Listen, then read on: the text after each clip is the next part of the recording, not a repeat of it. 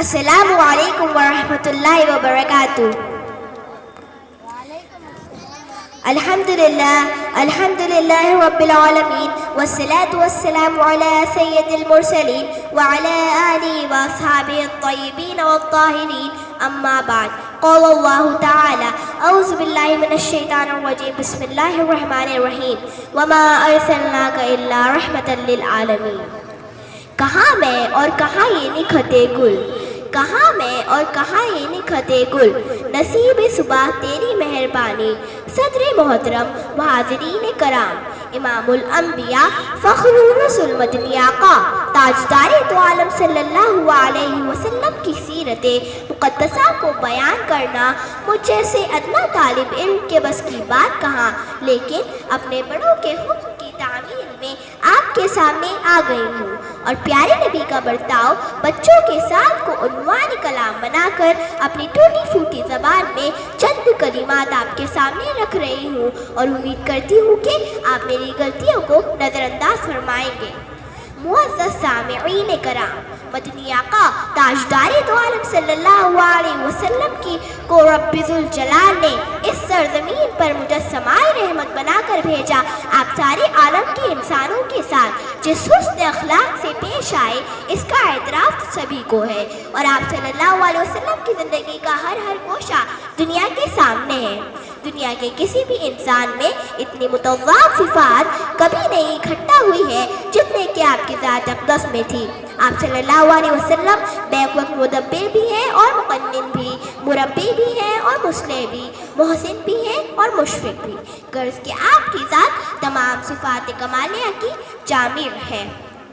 آپ صلی اللہ علیہ وسلم کی ذات اقدس میں رحم و کرم، محبت و شفقت، عفو و درگزر، دلداری و دل نوازی کا ایسا حسین سنگم نظر آ رہا ہے کہ جس سے فیضیاب ہونے والے مرد بھی ہیں اور عورتیں بھی، انسان بھی ہیں، حیوان بھی، بچے بھی ہیں، بوڑھے بھی، دوست بھی ہیں، دشمن بھی، اپنے بھی ہیں، پرائی بھی، اعزا و اقربا بھی ہیں اور اجنبی بھی۔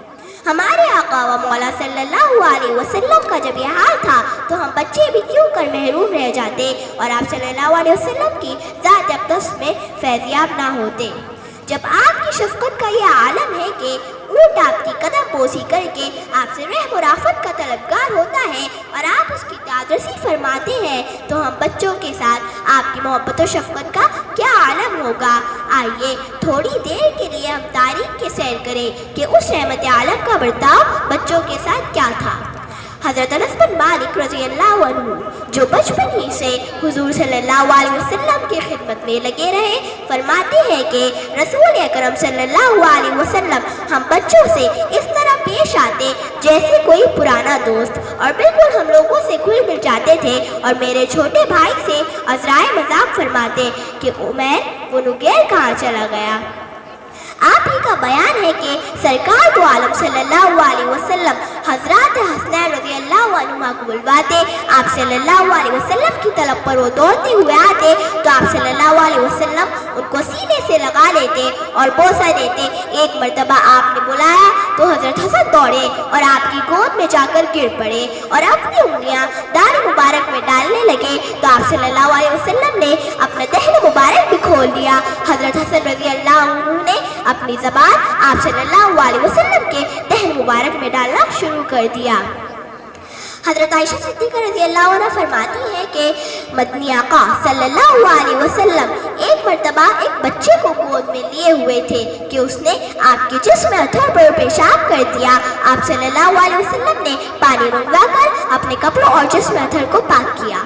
حاضرین کرام، واقعات تو بہت ہیں جن سے پتہ چلتا ہے کہ پیارے نبی کا برتاؤ ہم بچوں کے ساتھ کیا تھا۔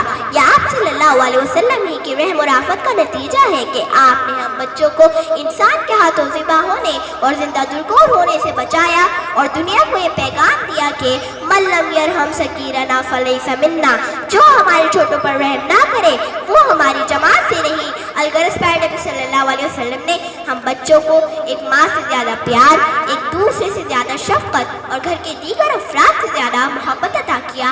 آج اس صفحہ ہستی پر ہمارا وجود انہی کا کرم ہے۔ وما علینا الا البلاغ۔ السلام علیکم ورحمۃ اللہ وبرکاتہ۔ ماشاء اللہ، بہت عمدہ.